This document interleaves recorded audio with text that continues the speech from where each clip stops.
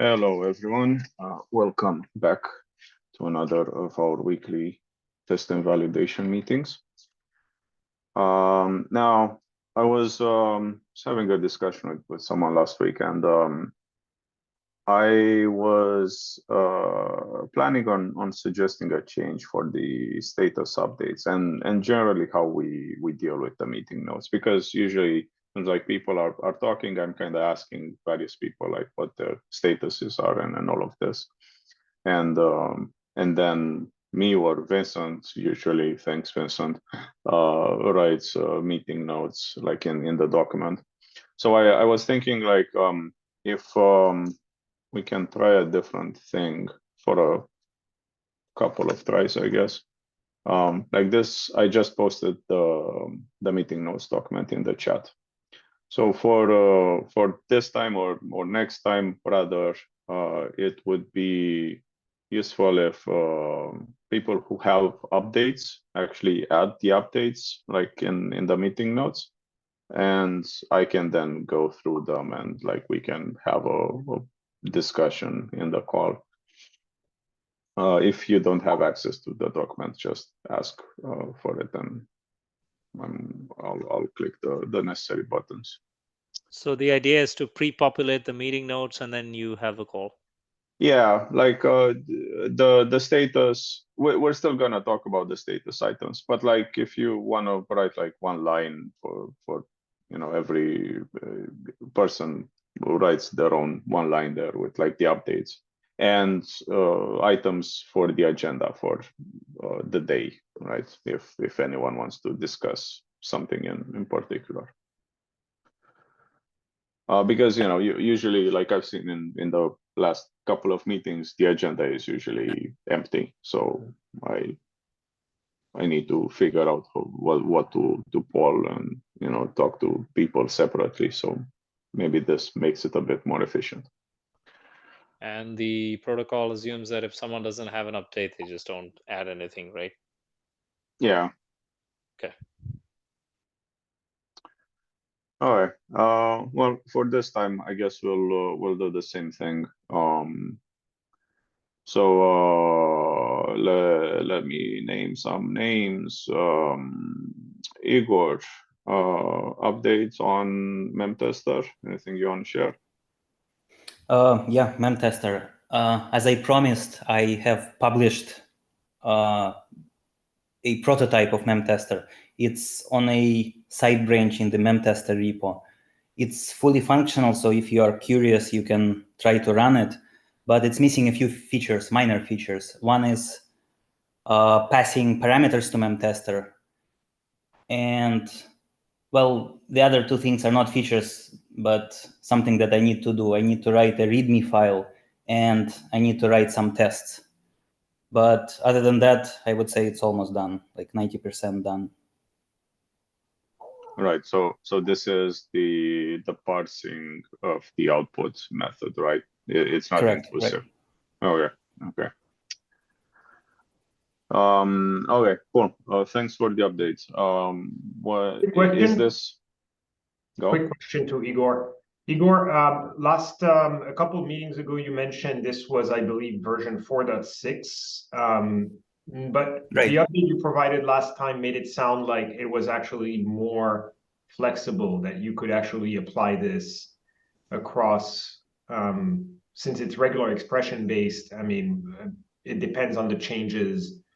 Are you still pinned to 4.6, or would you say it's actually a broader set of versions of memtester?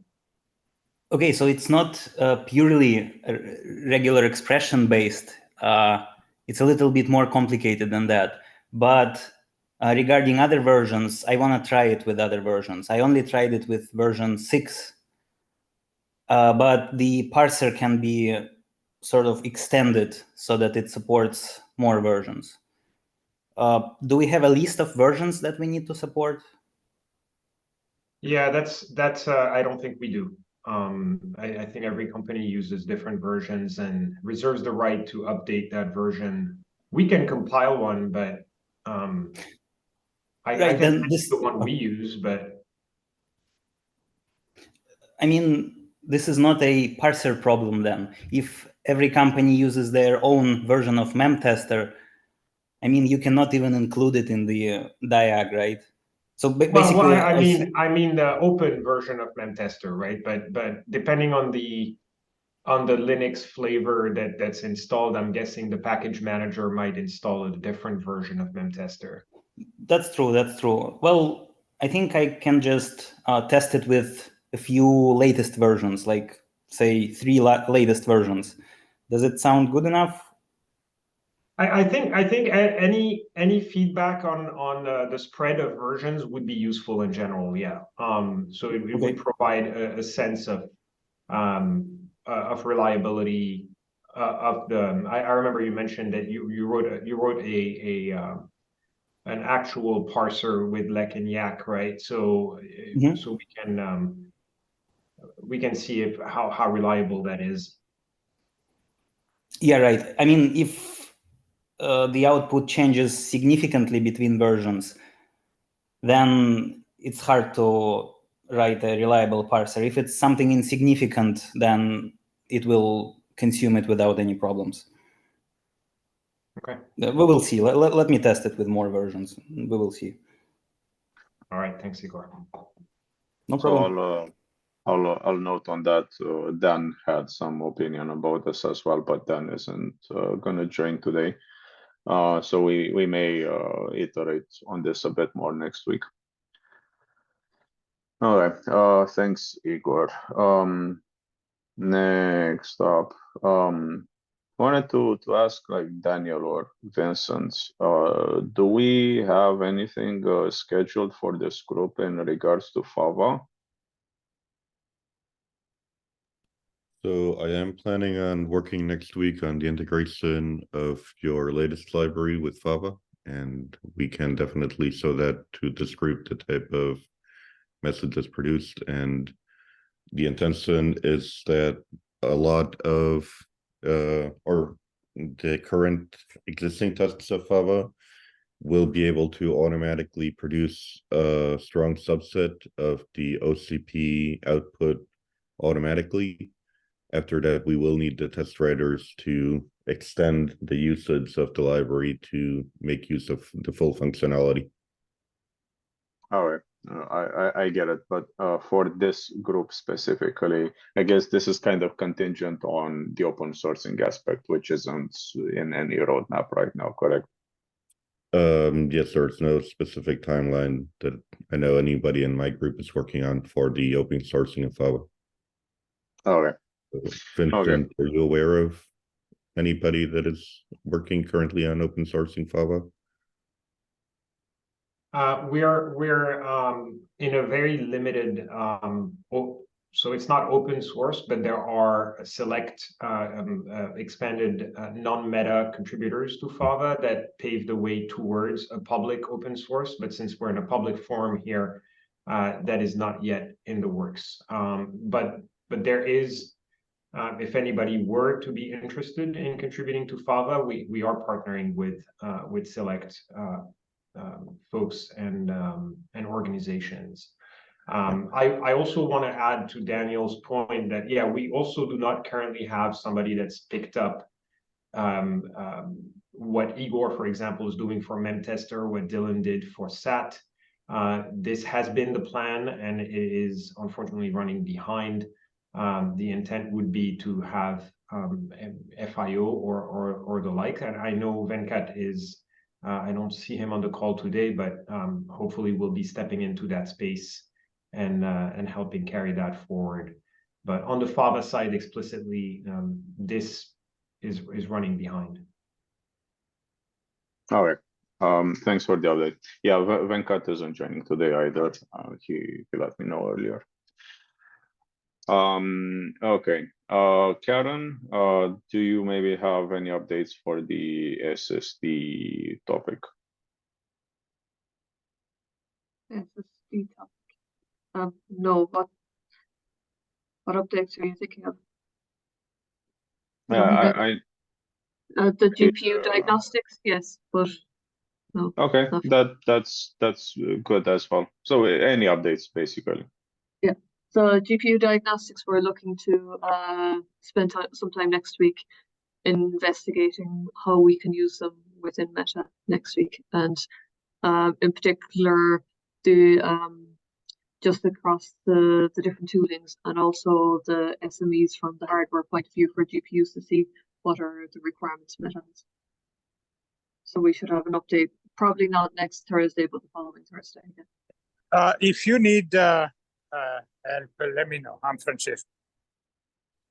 I've added you to the invites, Francesco. So Perfect. thank you. Okay, great. Thank you, Karen.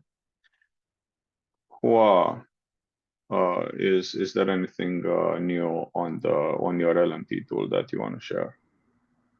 No, I don't have anything this week. But I want to have a chance to discuss with Francesco what the next step should be. Yeah, so we'll get to that.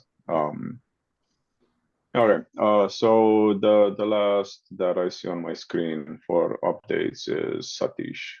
And Satish, I think you also have like a demo scheduled for today with the LMT tool.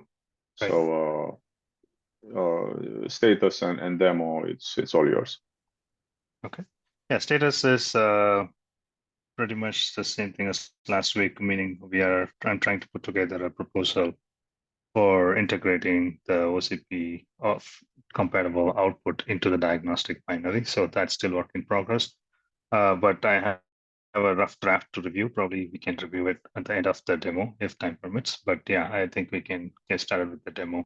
Before we start, I just want to make sure the expectations, like probably from who are in particular, like well, I'm planning to just run the tool in one of our servers and show like how the sample output, sample input looks like. Is that something what you're interested, or are you looking for something more than that? Just one note. I was trying to also run on AWS, but and that would have been easier for the demo so that other people could replicate easily. But because of the virtualization through Nitro, PCIe, even in a bare metal instance, is not visible. So realistically, there's nothing that is going to show up. Even in the interfaces that they say they support LMT, at any step, the margins, there's no error. So I think that we need to use bare metal stuff, and therefore it's going to be a little bit more difficult to use an open platform that everybody can access. But I will also try with the Google Cloud. I don't know if that has any virtualization on top or not, and I'll report next week. I have a quick question for Arun. Do you think it would be feasible to run this through the OSFCI and get direct access, like root access to PCI devices on a DUT on one of the HP machines? I'll have to look into it. No? Can't get the answer off the top of my head. All right. This may be another option, Francesco. That's why I mentioned it. Yeah, I heard before about HP, and I don't know. We need a Gen 4 interface or higher, because LMT is supported for Gen 4 and higher. But yeah. All right. Go ahead, Satish. I'm trying to find where is the share. Oh, yeah, share screen.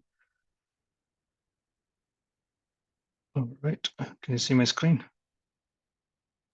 Yes. So let's go to the demo first.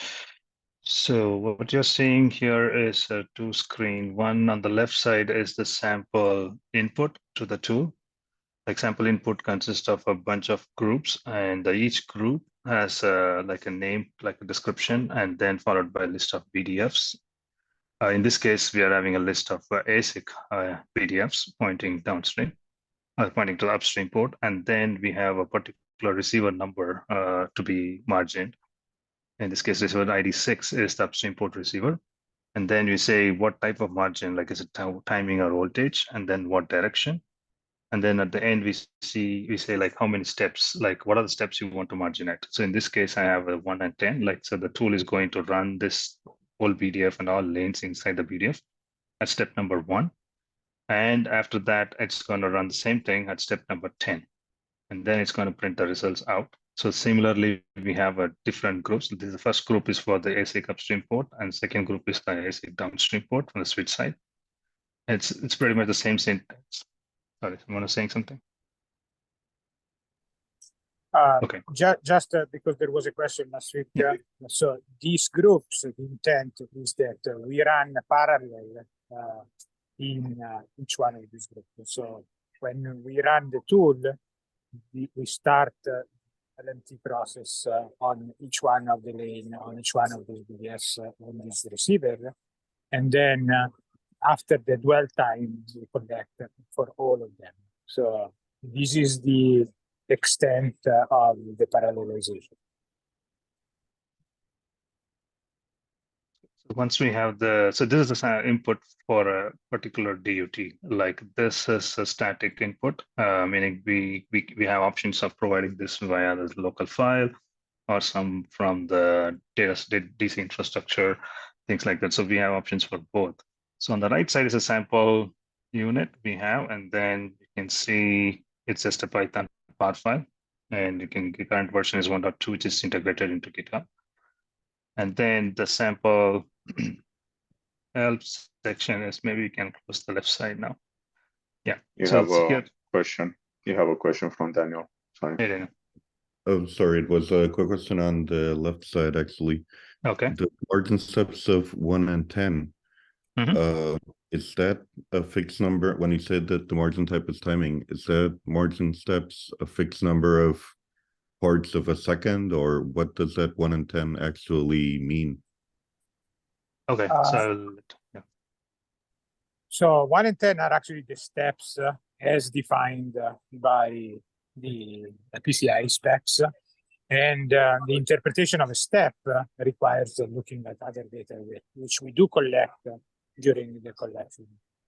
And then you would be able to transform that into a UI. 1 and 10 are the ones that we selected.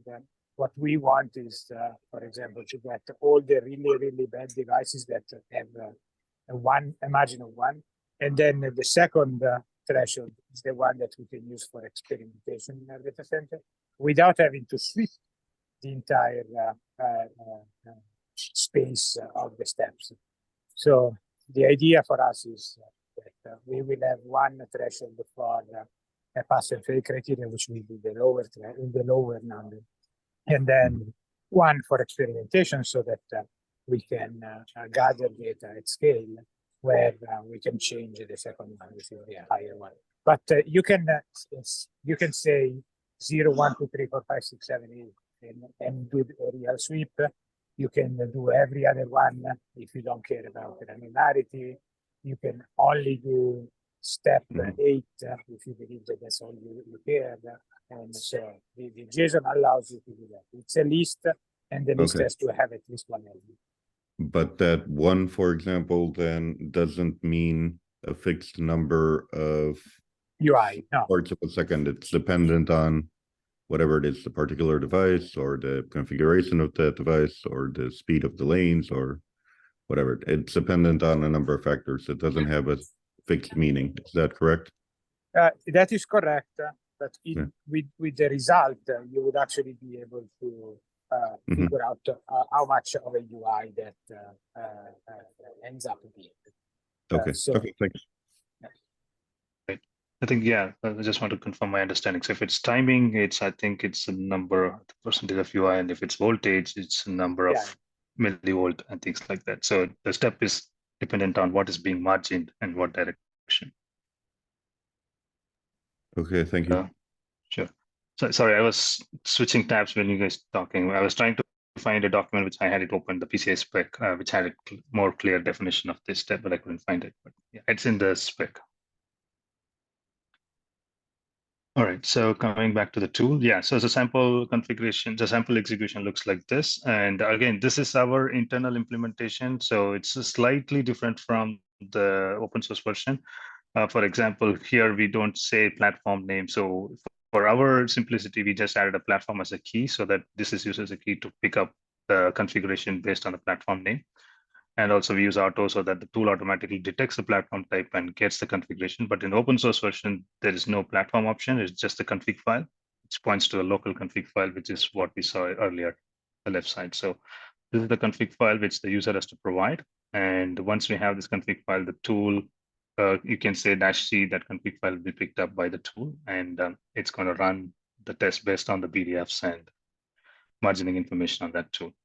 So in this case, I'm going to run, like again, -o is another heavily used one. So here we have JSON and CSV and some meta internal stuff. And so here I'm going to run -o CSV output and an automatic platform detection. So it's going to run like this. Hopefully it runs. And the output is streamed JSON, so it will give you a JSON for each one of the samples on a line-by-line basis in a streaming fashion. As the results are coming in, they're going to be streamed out. Right. So this is the first set of output. While it's running, I'm just going to scroll back up. And so yeah, this is the CSV output. It's going to have this own header and all the fields. So here, I think I'm trying to find the step information. So, but overall, this is running the step number 1 on all these BDFs on this particular group. And once that is done, it's going to dump the output, and then it's going to start running step number 10. And yeah, it's still running the next step. So that's how the tool, yeah, it's done right now.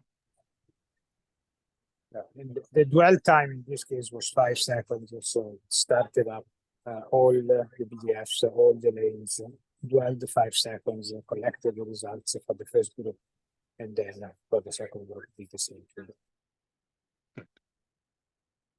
So this is how it looks like. And similarly, we have JSON as well. And the proposal is to have a -o OCP, which will dump the OCP formatted output. Yeah, so these are all same thing as a one single line JSON, a list of JSON entries with all the test information, host information, and the device information, like what is the PDF, and these are the device capabilities, like can the device do independent up-down voltage, or can the device do independent left time? So, and then it also print the BER, and if there are any errors, and if there are any errors, what error message was it? Yep, so this is the sample output. So now there are any questions? Yeah, any questions before we move on to the proposal? Yeah. Yeah, quick question, Satish. The failure modes, are they controllable in the sense that can you sort of fail on first error or sort of continue on fail type of behaviors? Is that controllable through the test? Currently not, but it is doable. I don't see any problem in having a knob for that. Yes. Okay. I want to ask, based on what Vincent just said, this error and error message kind of looks like a diagnosis to me, because you are making a decision based on the data. How does this? So it's not this is an error. This is simply an error in the collection process. So if something had gone wrong and you ended up in a timeout in the collection, let's say that the link went down. So while this you were is doing the, This is a completion status. This is not the actual hardware status. This is the test completion. Okay. Yeah. Okay. I kind of remember now. So this qualifies as a framework error rather. Yes. Like if you can't connect or stuff like that. Exactly. Okay. So the bit error rate has nothing to do with like the error message. No. Just to be clear. Yes, that's correct. So yeah. Going back to the proposal. So based on Hey, Satish, sorry, I Hmm. queued back if that's okay, or are you still answering Adrian's question? No, I'm I done. had a quick question. How does the output you showed tie when we're going to link this to OCP output? We have in the OCP output this kind of notion of software info that describes the platform and the DUT. We also have DUT info, obviously, but I'm thinking of things like the kernel version, the operating system that's running. Are these things you're considering adding to the utility, or thinking of that collection being separate? So Yeah, my take is go ahead, that at a high level, those information are important, but are not important on a line-by-line basis. So I think that yes, we can collect, and we need to figure out if that needs to be streamed, whether that needs to be streamed with every output or not. That can probably be done outside of the tool itself, because this is an integration in the OCP testing framework problem more than a measurement problem.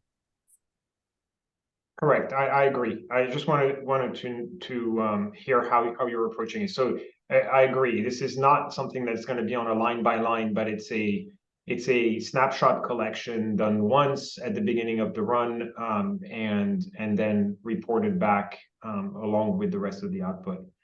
Okay, so that work is TBD, right? Correct. Yes, that's where this proposal comes into picture. So once the RFC is done and LGTM'd, then the integration will start from that point. Okay, perfect.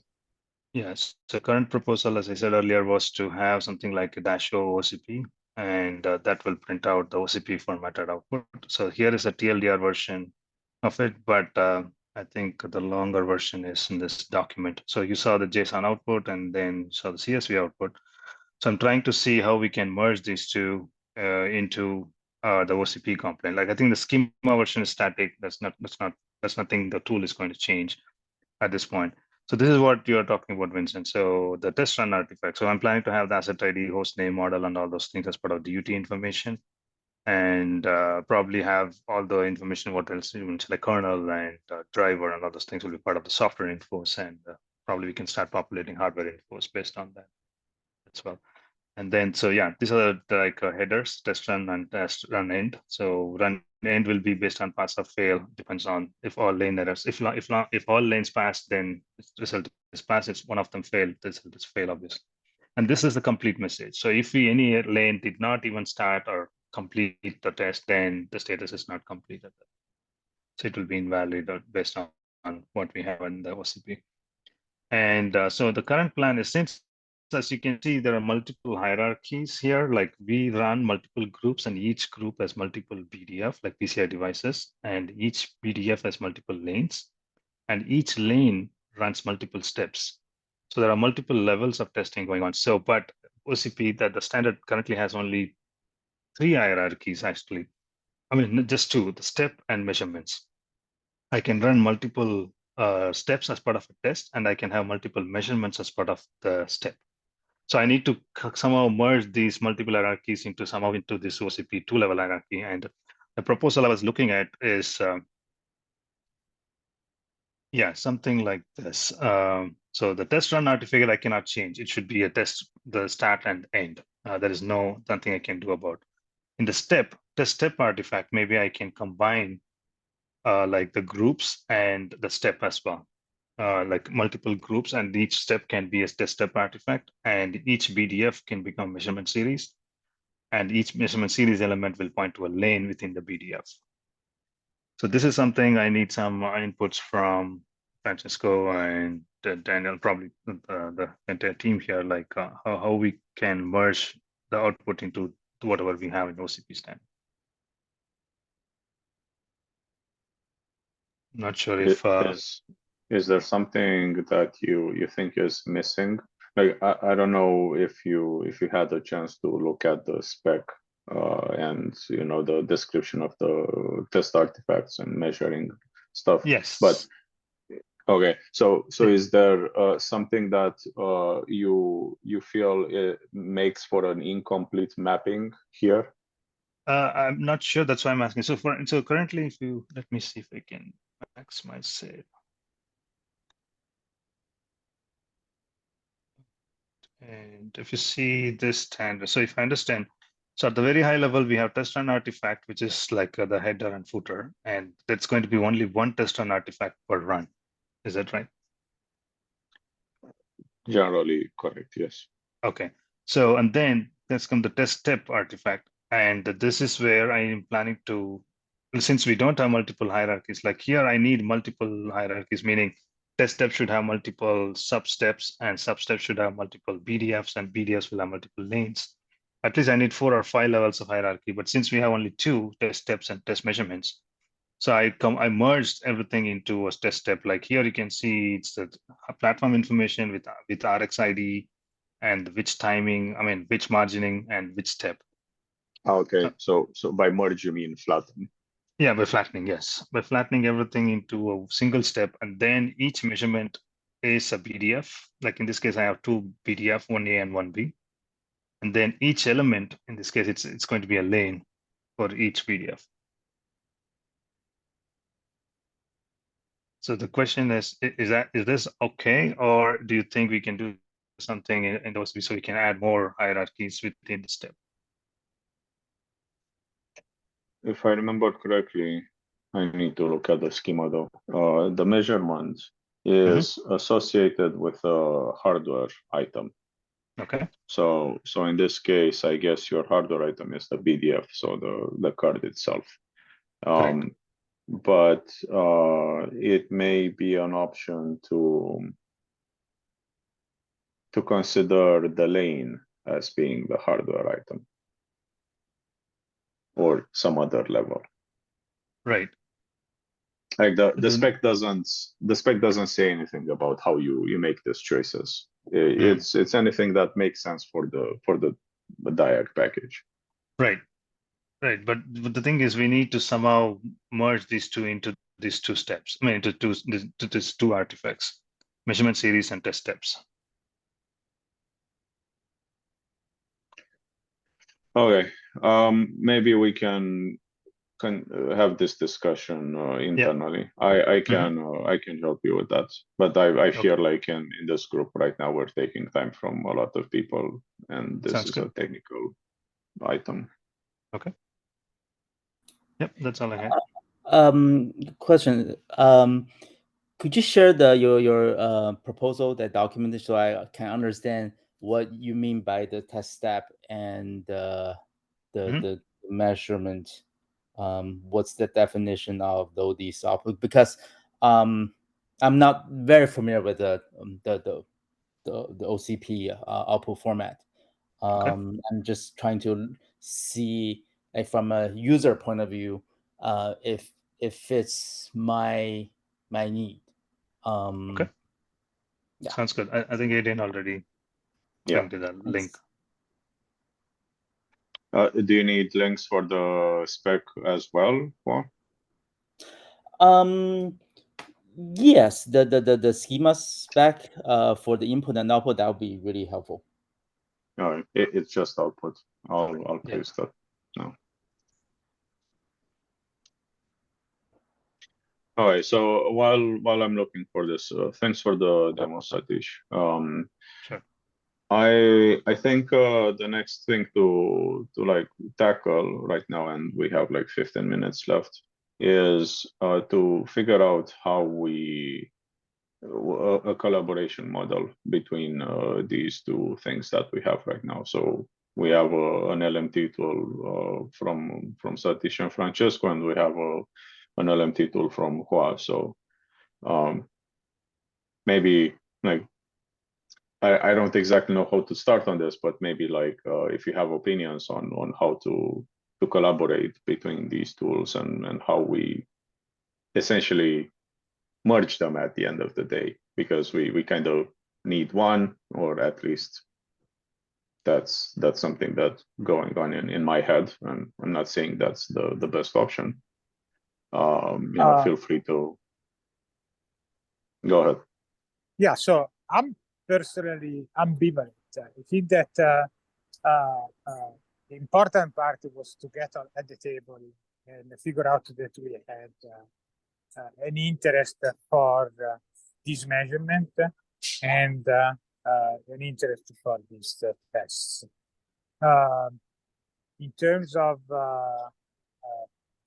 readiness, I don't know which one is more ready. In terms of open source, I did not understand if Google would have been able to completely open source or all the dependencies that are currently there, or how much carving was necessary to get there. So, but I'm happy to explore both options. Very good.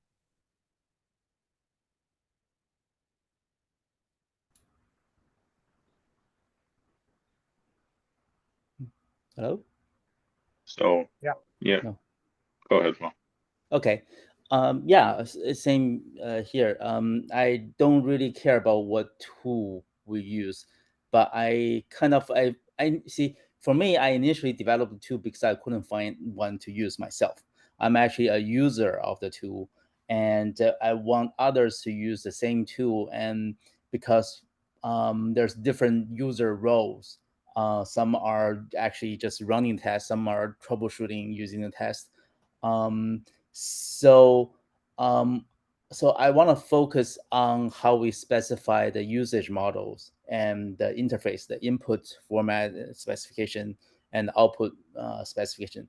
The implementation wise, I mean, I'm okay to even start from scratch, or it's flexible. Yeah.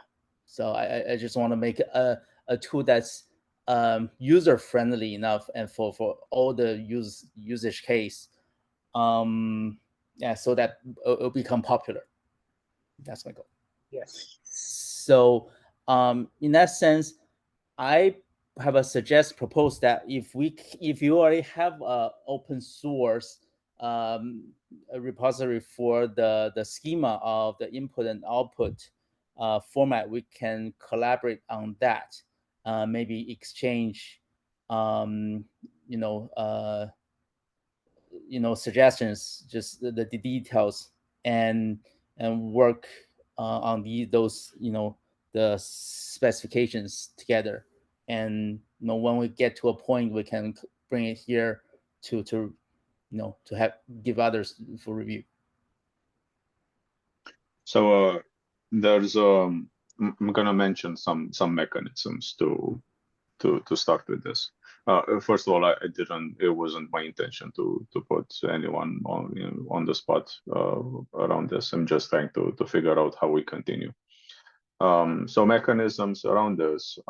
If you want, we can schedule like a different meeting, discussion live, and all of that, or for permanence of the discussion, there's GitHub discussions. So that's kind of the recommended thing for this kind of exchange.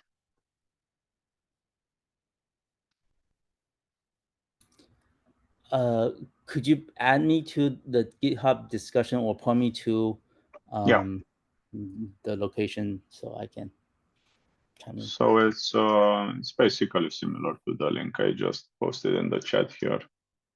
Like a discussion /5, like item 5 is the one that Satish just started with the output proposal. But if you go to like the last link where it's just /discussions, you can start a new item there and say, okay, I want to talk about X. Does that make sense? I'll give it a try. Thanks.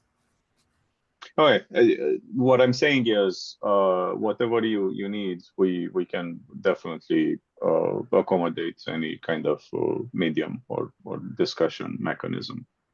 What's important here is to get to a good collaboration model.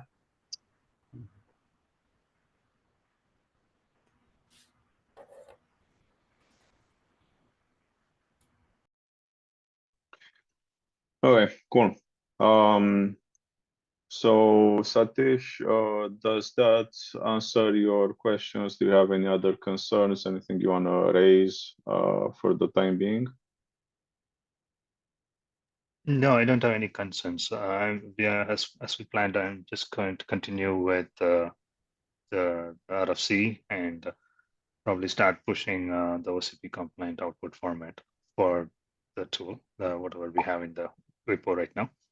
At the same time, we are also pushing internally to see if the vendors and partners can start using it. All right, got it. How about you, Hua? Like anything you want to raise while we still have some time for today? I'll raise in the GitHub discussion because those are really detailed things. I have a lot of questions to ask there. All right, perfect. Yeah, I think probably one suggestion is, if you think you need a deeper, like engineering level discussion, like probably we can set up a few, Francisco and Adrian and me can sit together and go through, and if there are any like low level details you are looking for, things like that, like once you go through the implementation. Sure. Yes, that sounds good. Yeah, so just to make sure that this is clear, who would be able to run the tool right now as it is on GitHub, right, Satish? Yes, like all it needs is a Gen 4 plus device, yes, root access. All right, go ahead, Vincent. Yeah, this is probably very premature to bring up, but in the past we've had Rishi and folks from Google on the data analysis and corrective action, bucketing basically of error and failures. Last year there was a presentation at OCP, which is extremely interesting on these error categorizations. Giovanni is involved on the meta side as well. What I'm asking and wondering about is, in the case of LMT, is there value in up-leveling the signature of the runs in a way that would be more public, or is it very targeted for the systems that each company respectively owns? It's a very open-ended question. Again, maybe very premature, but it's leading towards, is there value in exposing and building a public repo of LMT runs that would benefit the industry? I mean, because a link can be made of a PCB of different material, of a cable of different manufacturing material, it certainly could serve a purpose, but I don't know what the purpose necessarily would be right away. So